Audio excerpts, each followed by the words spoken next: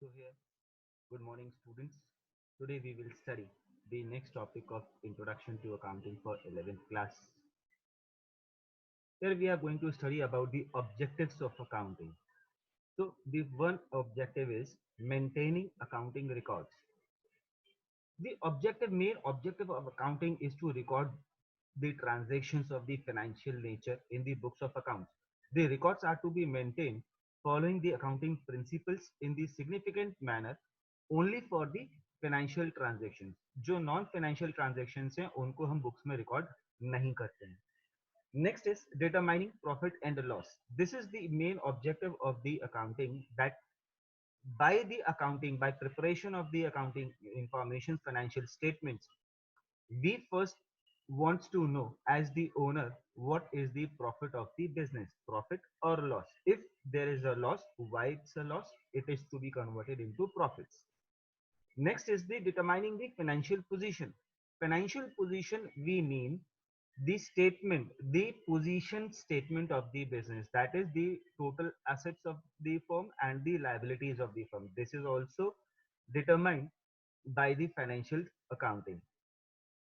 It facilitates the management, as the management is keen to know about the business is earning profits or losses. If it's earning the profits and the profits are not up to optimum, they are to be optimized. If there are losses, the losses should be converted into profits. This all can be done only when they know about the position of the business. For this purpose of the decision making by the management on various issues, the management needs the financial statements of the business, which helps them to make the good control on the business. Next is providing accounting information to users. As I earlier told you, there are various users, internal and the external users. So these accounting information also provides the basis for taking the decisions to the various users. As there are various users of the accounting information like internal and external users who analyze them for their needs. Next is protecting business assets. To make the records of all the assets of the business which are owned by them, which enables the management to protect those assets and exercise the control on them. For example, if I ask you, do you know how many number of assets are there at your home? I don't think anyone can answer an exact answer. So if any one of the asset is lost, maybe lost by theft, can you determine? No. It can be determined if you are having the real position of the assets on a piece of paper. So these are the objectives of the financial accounting. Next, we will be talking about the functions of accounting.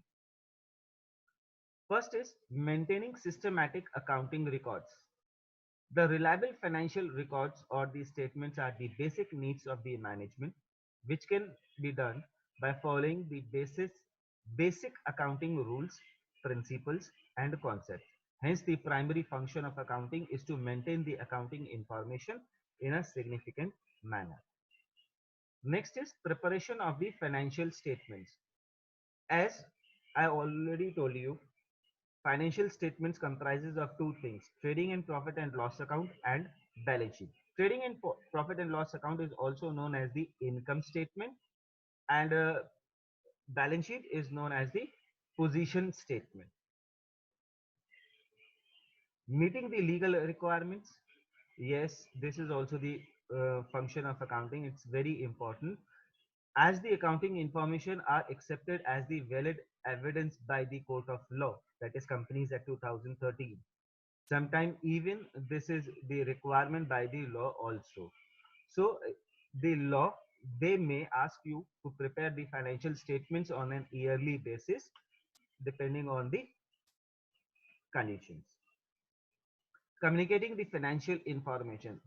This is also the function of accounting, that the various accounting informations and the financial statements are to be communicated to the various users.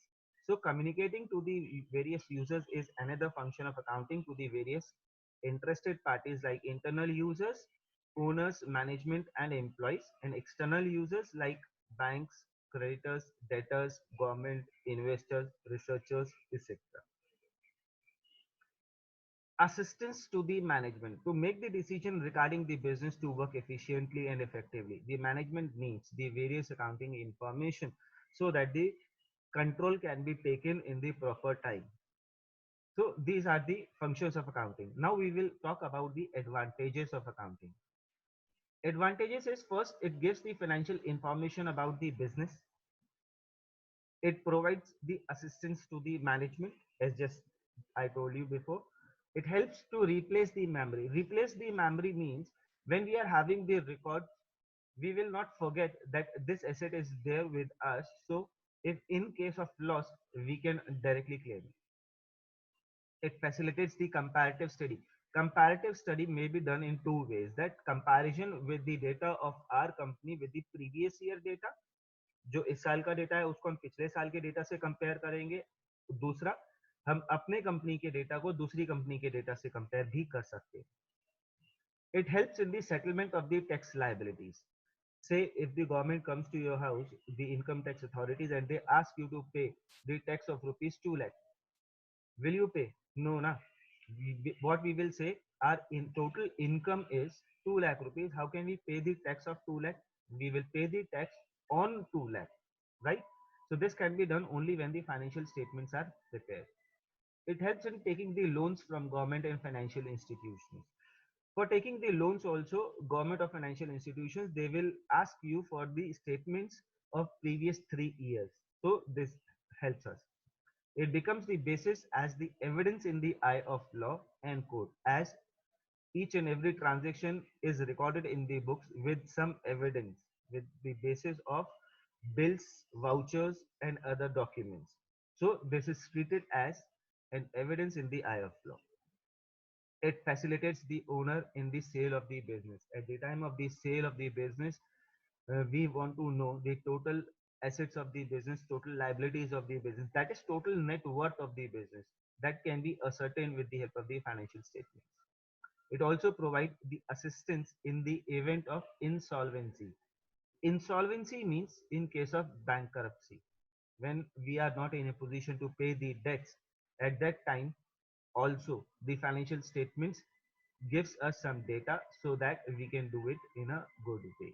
So this is all for this topic. Next is limitations of accounting. Limitations क्या हो सकती हैं? Accounting is not fully exact. Though accounting transactions are recorded on the basis of the evidences, yet some of the transactions are recorded on the basis of estimates, which may lead to accounting not to be fully exact. अब estimates क्या होते हैं? As in accounting, say on fixed assets we have to charge the depreciation, but and the depreciation is to be is charged on various methods. In our course there are two methods, that is straight line method and WDV method.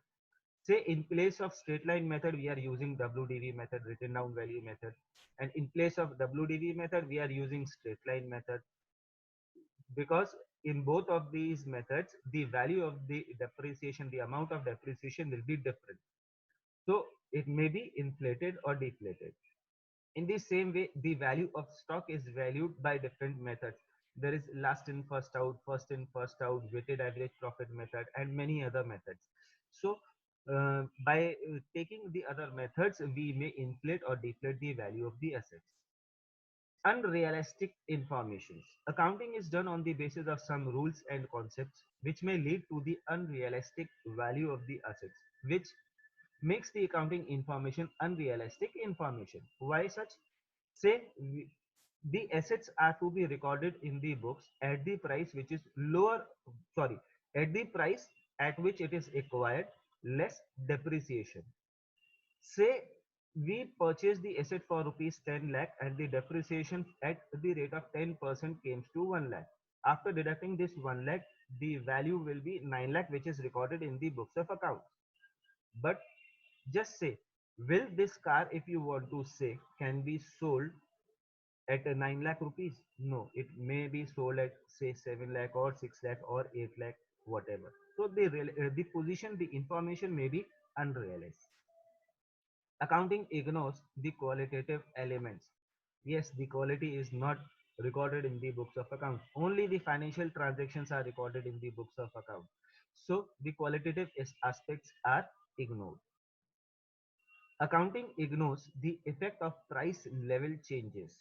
As the value of money does not remain stable it changes frequently, but the transactions are recorded on the basis of some concepts like cost concept. Hence, price level changes are not recorded. Cost concept says the value of asset will be recorded at the price at which it is acquired less depreciation. As I just said in unrealistic position informations.